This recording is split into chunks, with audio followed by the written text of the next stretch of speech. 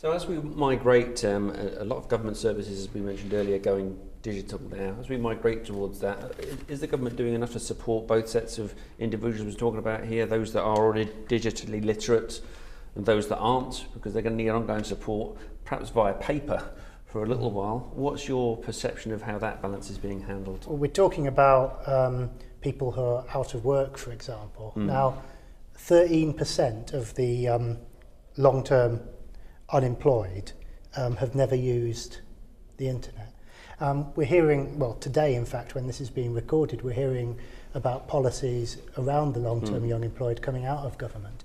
And one of the suggestions from that policy is that people will be engaged in, adults who are long-term unemployed will be engaged in learning around literacy, around rehabilitation if they've got other issues there. But obviously one of those is digital literacy. And with so many job searches now being online, I think it's 25% of employers saying that they only advertise their jobs online, and that's even higher in some parts of the country. There's a really important skill for people who are searching for jobs, certainly, to do that. But also, the people who are claiming those benefits because they're not in work are going to need those skills as well. I think there's two issues, aren't there? I think in some research some time ago, people talked about the digital divide, so accessibility, access to these devices. And then it seemed to be for a while that people were trying to shift that to a participation gap, so a participation divide. I don't believe that digital divide is gone. I think there are loads, a great number of people, and research shows that there's a great number of people that don't have access, don't have good access, but there's also that big participation divide, which is participation gap, which is people may have access to, they might have access to mobile devices, but not participating with them in order to get the right outcome, if that makes sense, the right outcome, but an outcome which really is beneficial to them. So I think there's those two separate issues, one about accessibility, but the other one being about participating effectively. It's back to those terms again, isn't it, about digital literacy or digital skills. And an awful lot of people have got a device, they've got some digital skills, and they've possibly got some digital capabilities, but have they got a digital literacy? That's a different question entirely. And certainly when they've looked at people with qualifications or by socioeconomic groupings, it's shown that they've divided, I'm trying to remember who it was who did the research, but they divided the web literacy into various different tasks, some of which were easy, some of which were harder. And people who were more qualified or were further up the economic spectrum, if I can use that term, could perform more of these tasks than people who are of lower economic grouping, and I think there's a problem there. Yeah, well, there's an obvious link between having devices, having connectivity, and the skills that you're going to develop. But I absolutely agree, it can't stop at that. It is actually about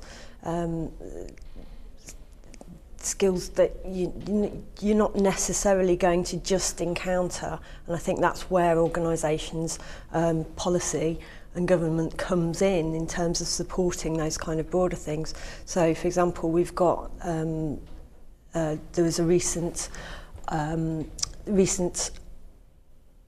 Ofcom piece of research done around young people and adults search skills and understandings that found, just over 50% of young people believed that search results were accurate because they came back on the search engine.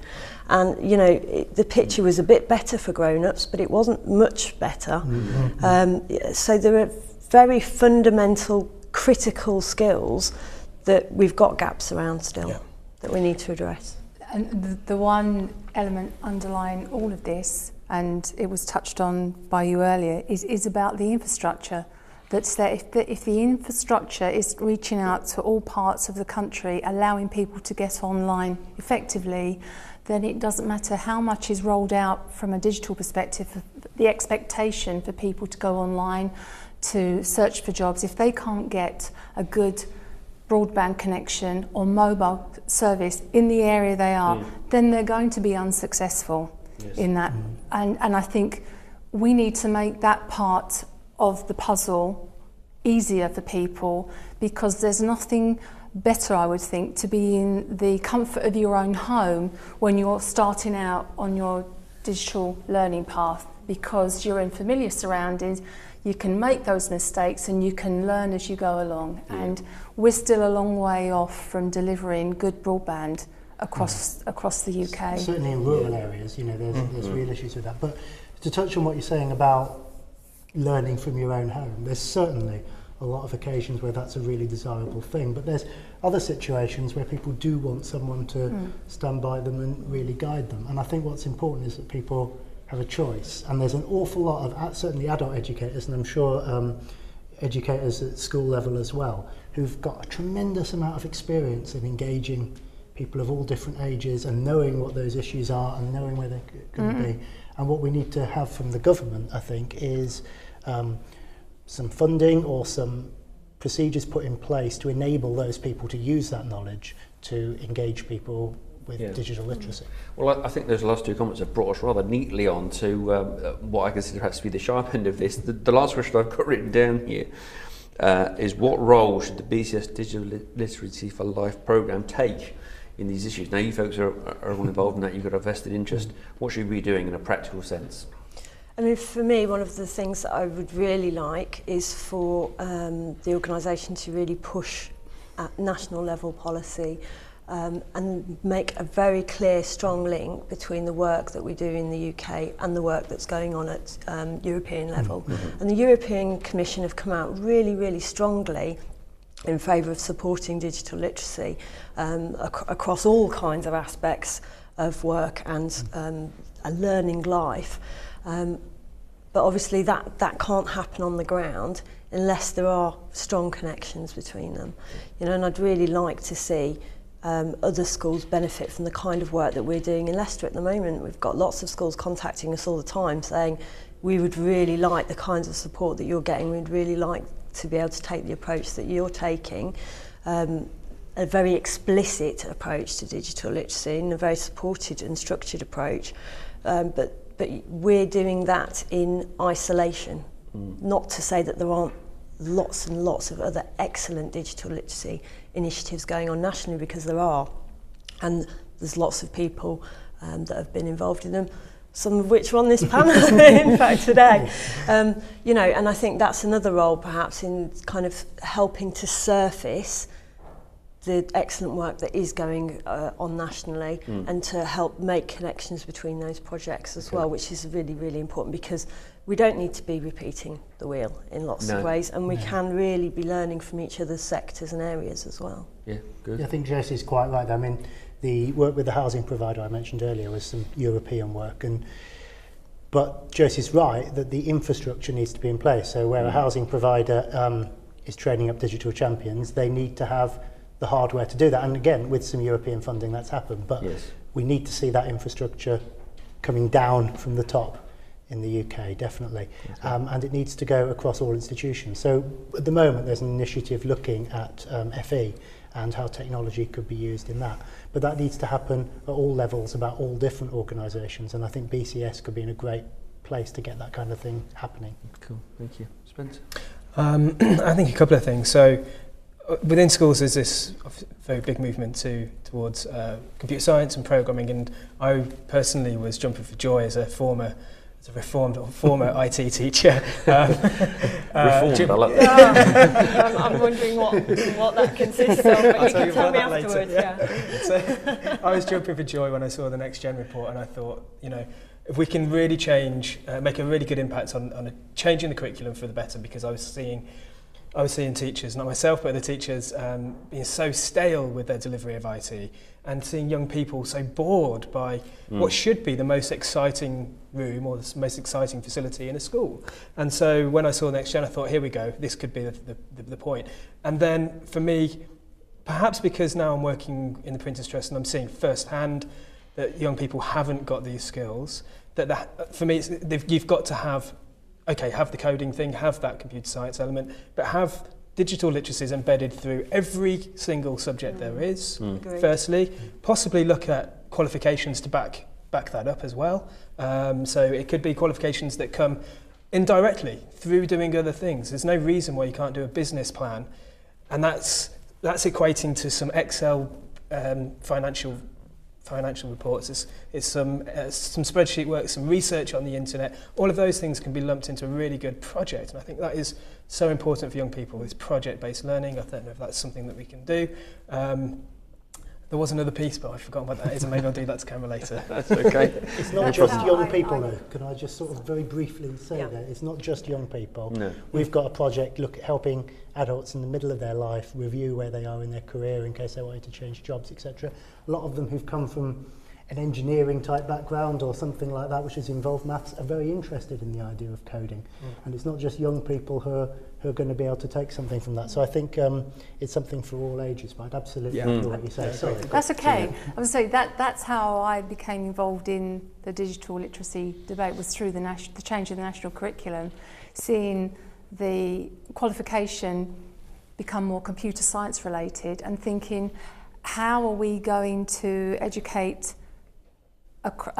in the absence of a course that's focusing on other digital skills that you are going to need? Because as the mother of a 15-year-old son who's just started his GCSEs, he decided, because there was too much computer science in the new courses, that it probably wasn't a subject for him, that he would carry on with other areas. And I'm concerned as an employer that maybe it may well put off people from taking that subject. We have, as a country, got a great gaming industry, and I know that those children are going to excel in that course, and it's going to bring us the new gamers, the new programmers of the future. But we mustn't forget the rest of the audience that need to be addressed. And the other point, going back to the infrastructure, because my background is in providing networks, putting broadband into organisations, and that was the other interest I had, because we aren't necessarily building the infrastructure as widely as we should to allow digital literacy to be accessible to everyone across the country. So, any thoughts on why that is? Without being too partisan in any particular way. The idea of cost, and you have a balance of returns on investments, and I think that you reach a point where it becomes too far the other way. One of the exciting areas that is emerging, though, is alternative provision to get to areas where there's going to be, and always will be, limited availability, with things such as eco-pops, where you have the beautiful sun on solar panels that's delivering wireless connectivity across some rural organisations. And those projects are in process at the moment. But they're not necessarily going to come from the bigger players in the telecoms industry. It's going to be champions that actually can see, yes, a commercial element to an investment, but they know that it's worthwhile, or rural groups pulling together. And we've seen that in some communities, haven't we? I think you just hit the nail on the head, though. If providing those communities is not profitable, then it's not necessarily going to happen. So that, for me, is a very clear role for central government to be playing in terms of national provision, because we cannot have a lack of parity for rural communities just because it's not profitable to have them engaged in what is actually mainstream cultural life and society. And it's about thinking about it widely. I'm involved in a rural broadband project in my personal capacity, and there is broadband that comes to these rural villages, to the schools, but it can't be accessed by Joe Bloggs in their house. So perhaps there's ways that you can work around that. Again, there's things like devices like the YB, which enhances the 3G signal. And I was involved in a project that did a broadcast from the middle of the Pennines using one of these, literally in the middle of nowhere. And there's broadband for rural north as well, up in Cumbria, where a farmer has literally laid fibre optic cables through their field. So there's lots of these grassroots organisations doing these kind of things, and what they need is support and help from a national and regional and city right down to the local. They have got the local expertise. It's all the areas above it that they need support from. Excellent. Well, there's been a lot of practical suggestions there. I think that a lot of the issues that are of concern have been raised as well here. Is there anything else that anyone's got a burning desire to tell us about now? I feel that's been quite well. I think summed we've covered up. a huge amount I of think we ground, have, yeah. actually. Good. Well, look, Tina, Spencer, Josie, Kevin, thank you very much for your time. Thank you. Thank you.